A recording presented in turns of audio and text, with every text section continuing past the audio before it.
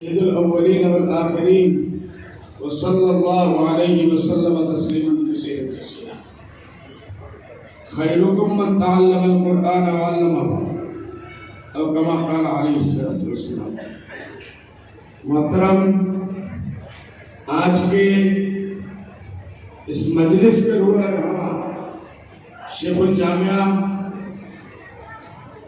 बासकंडी हजरत के लिफ्ते जिगर भाई यहिया साहब,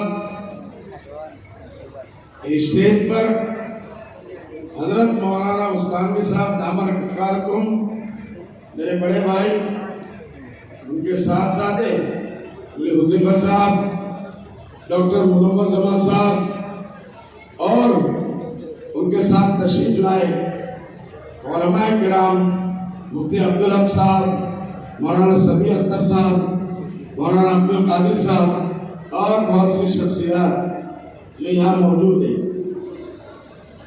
मैं अपनी छोटी सी बात आसामी या बंगले में करना चाहता था, लेकिन चूंकि बासकंडी का पहला सफर भाई हुज़ैफा का है और डॉक्टर साहब के भी है।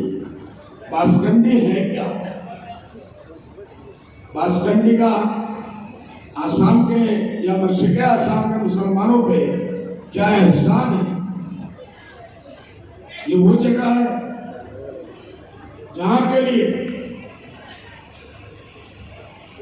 जब हज़रत शेखुल हिंद रहमतुल्लाह अलैह को इत्तलात मिली कि आसाम बंगाल से इत्तेदाद की बू आ रही है, लोग खबरें पहुंचा रहे हैं, तो वहां लोग मुर्तद होना शुरू हो गए। शेखुल इस्लाम रहमतुल्लाह अलैह ने, हमने जो बासकंडी के शेख मरहूम सुना, अपने बड़े तमाम शागिर्दों को बुलाया और हजरत शेखुल इस्लाम रहमतुल्लाह अलैह भी उसमें थे, मौलाना शबीर अहमद उस्मानी और हजरत के बड़े बड़े अजल शागिर्द उस महफिल में थे। हजरत ने कहा मजलिस में, खुसूसी मजलिस में, कि भाई आसाम बंगाल से इत्तेदाद की खबरें आ रही है, वहाँ गरीबी बहुत है, लोगों के पास हदिया देने के लिए कुछ नहीं है, सफर भी मुश्किलों से करना पड़ेगा, कभी पैदल करना पड़ेगा, कभी बैलगाड़ी पे चलना पड़ेगा और बहुत सी मुश्किलात। फिर हजरत ने अपने शागिर्दों की तरफ देखा, सबका सर झुका हुआ था। किसी ने इतने दूर दराज जगह में जाकर काम करना और उसके खिदमत के लिए अपने आप को आमादा नहीं किया। हज़रत शेखुल इस्लाम रहमतुल्लाह अलैह ने, हज़रत शेखुल हिंद रहमतुल्लाह अलैह ने शेखुल इस्लाम रहमतुल्लाह अलैह की तरफ देखा और फरमाया कि आखिर अपने को अपने आप ही की तरफ देखना पड़ा। और इशारा शेखुल इस्लाम रहमतुल्लाह अलैह की तरफ।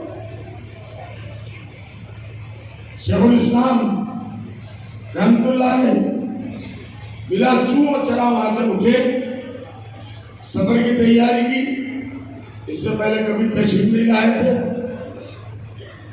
मुरादाबाद जब पहुंचे तो हजरत शेखुल हिंद रहमतुल्लाह अलैह इंतकाल की खबर पहुंचने हजरत दुनिया से तशरीफ ले गए। शेखुल इस्लाम रहमतुल्लाह अलैह ने सफर के इरादे को तर्क नहीं किया, देवबंद गए, जनाजे में शरीक हुए। वहां से पाव फरलांग पे अपना मकान था, वहां हजरत तशरीफ नहीं ले गए और फिर सफर को जारी रखा। आज आसाम बंगाल में अगर ये टोपियां नजर आ रही है, मदारिस नजर आ रहे हैं, मदारिस का जाल है, तो शेखुल हिंद रहमतुल्लाह अलैह की उस करामत और शेखुल इस्लाम हजरत मौलाना सैयद हुसैन अहमद नव्वरल्लाहु की कुर्बानियां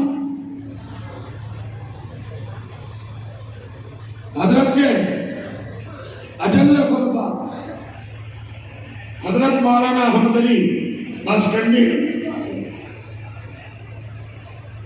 फिदाई में थे हजरत के। हजरत ने इस मदरसे को तकरीबन 100-125 साल में, अभी अय्या भाई से बात कर रहा था, पहले मक्का मुकर्रमा से अपने खलीफा या शागिर्द हाजी अकबरी साहब मरहूम खत लिखा कि वहां मदरसा कायम होना है। कोई वहां आने के लिए तैयार नहीं। फिर वही हुआ, शेखुल इस्लाम रहमतुल्लाह अलैह की नजर पड़ी, उनको यहां लाया गया और शेख साहब से जो मैंने वाकया सुने तो नए बच्चों के लिए भी बहुत मुफीद है और बासकंडी के तारीख से मुत्तसिल है।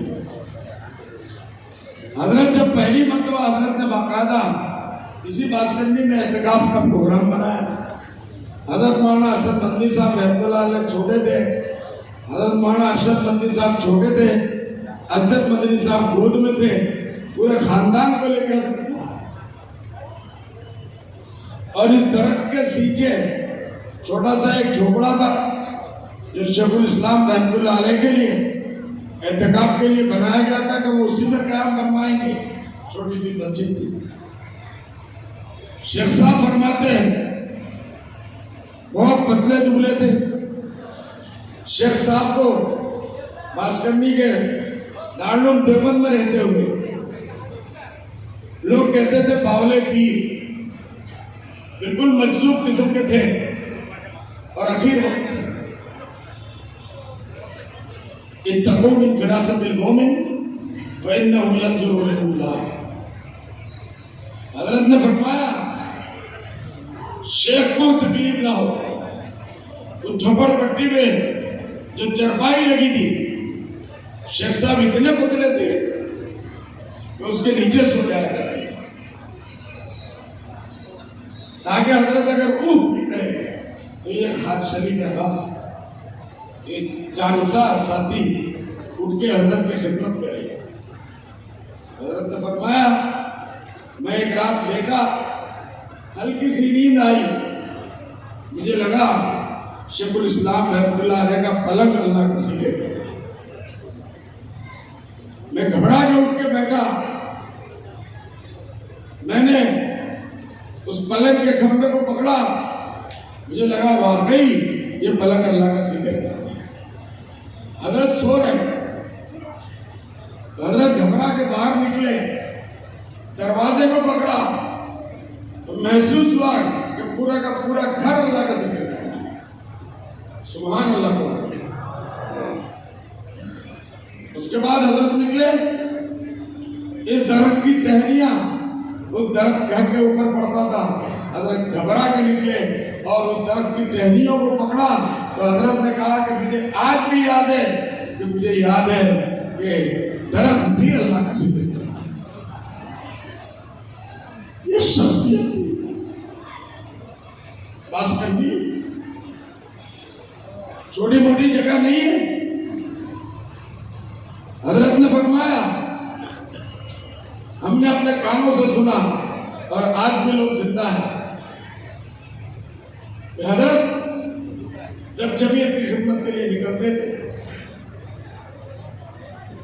दीन की खिदमत के लिए निकलते थे, हजरत ने खुद देखा कि जनाब नबी पाक सल्लल्लाहु अलैहि वसल्लम शेख साहब की सामान की गठरी को लेकर आगे आगे चल रहे हैं और रहनुमाई, ये उनकी खुसूसियत है। हजरत शेख ने फरमाया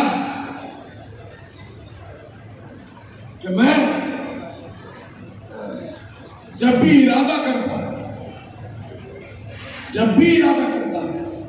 एक जमाना था मौलवी बदरुद्दीन नबी पाक सल्लल्लाहु अलैहि वसल्लम की ज़ियारत करते थे। ऐसे बाकमाल शख्सियत इरादा करते और ज़ियारत करते। फिर कहने लगे तुम्हारी जमीयत के उस जमाने में आज़ादी का जमाना, इन खिदमत में और दौड़ धूप में लग के बहुत कुछ अमल कम हो गया। हाथ में दाना उठाते चावल, देखो मौलवी बदरुद्दीन, ये दाना चावल का अल्लाह का जिक्र करता है। सुभान अल्लाह। पत्थर कंकड़ियां उठा के हमारे सामने फरमाते, देखो मौलवी बदरुद्दीन, ये कंकड़ अल्लाह का जिक्र कर रहा है।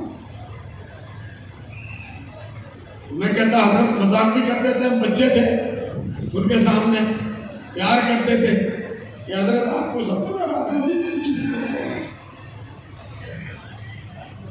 ये मदरसा एक मदरसा नहीं है, एक तहरीक है,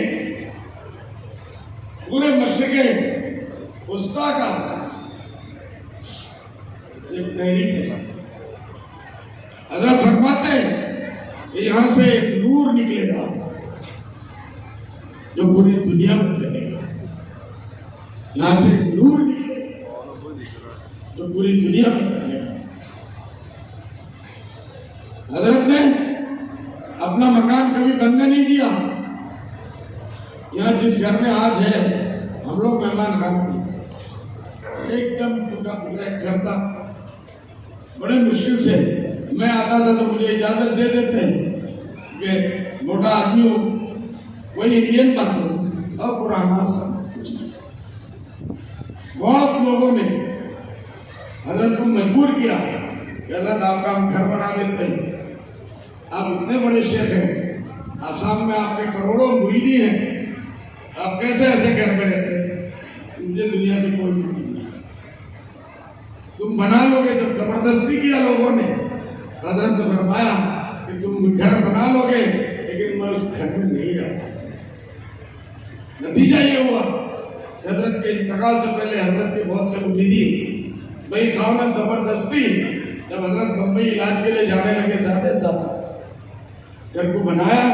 हजरत की लाश आई, उस कमरे तक नहीं गई, बाहर।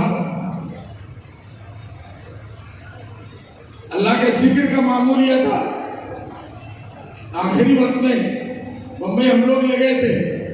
हर रोज हॉस्पिटल में जाते, चारों तरफ से पाइप लगे हुए हैं, मुंह पे, नाक पे, हर जगह, और जुबान जो है वो बिल्कुल जैसे पंखा हिलता है।